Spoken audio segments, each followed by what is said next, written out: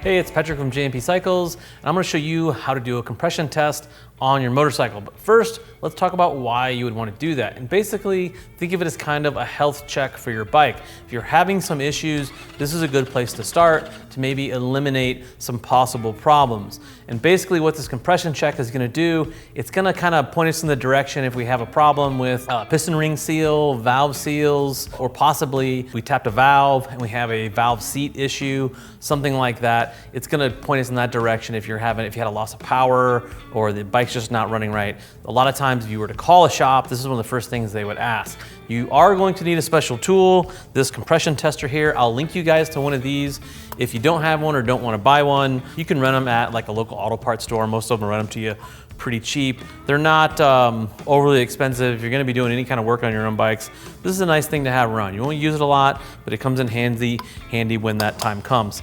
So first thing we're going to need to do is we're going to pull off our spark plug wires and we're going to pull our plugs out. But let's talk about what we're looking for when we do this compression test. This bike, when we bought it, it had a 1200 kit installed, pretty basic one. I don't think there's anything hot rod really about this, even though it has been our hooligan bike. Most of, let's say, the earlier Harleys, not so much the late model ones, are gonna crank probably around 150, 160 PSI a cylinder. Some of the later ones where they started pushing compression ratio might crank a little closer into the 180s. Or if you have a bike that has like a 10-to-1 piston or something like that, you might see 190 around there. When you start climbing north of 200, you get into the 210s, the 215s, those are pretty hot motors. Those are more, not so much a street motor because the compression ratio is high enough where you'd be having to run like premium fuel at the very least, if not race gas, or just your timing to avoid spark knock. It's just to kind of give you a range what you're looking for, and you could always consult your manual. It should give you an indication of what kind of cranking compression numbers you have in your manual and give you a target on what to look for here. I honestly don't know what we're going to get out of this bike because we didn't do the motor work. We kind of inherited this, so it'll be really interesting to see. Also, we're going to do it on both cylinders, which I recommend you do, just to see if there's consistency. A lot of times the rear cylinder has a tendency to wear a little bit more than the front cylinder because it's blocked from that air. But the first thing we're going to do is we're going to pull our plug wires and we're going to take our spark plugs out. Okay, I'm going to throw our adapter piece into one cylinder. And you don't really need to tighten this up real tight. There's an O-ring on this. You just want it to seal nice. You really don't need to tighten it down because if you twist this O-ring or tear it, it's going to break the seal and you're not going to have a great test. Also, make sure your gas is off. The reason I take both of these out, one, I'm going to test both cylinders, but also I don't want this thing to fire at all. It's also important to note when you do the compression test, you need to have your throttle wide open. If the throttle's not wide open, it's going to read a little bit lower and not give you an accurate reading. So when you do the test, we're going to go ahead and do it wide open. For now, we're going to get this threaded in there and get our tool set up.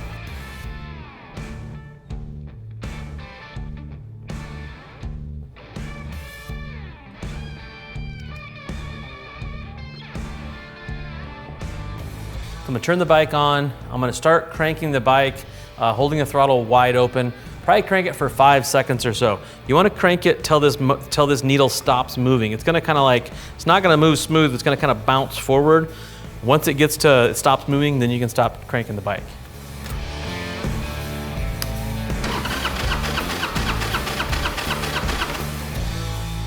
Okay, so we're looking at about 145. I kind of had a feeling this motor was a little bit hurt or tired. So a stock compression 97 1200 Sportster should probably be cranking above 150. This bike is a little low. This is the rear cylinder though, so you can release the pressure. We'll go ahead and try the front one.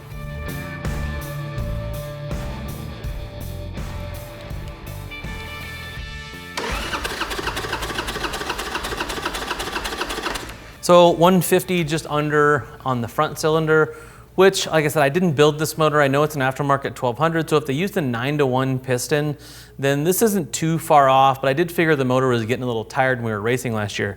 So this kind of gives me an indication that we should probably pull the top end off, take a look at the rings, maybe valve seals, but this is just a good tool to have to get you moving in the right direction. Or if I had one cylinder that was wildly off from the other one, I would know where my problem is isolated to. If you want to know more about compression ratios, because man, you can really get off in the weeds of compression ratios, I'll link you to a countersteer article. We can get all kinds of information on how to calculate your compression ratio, what these numbers actually mean, what the ratio means, and much more.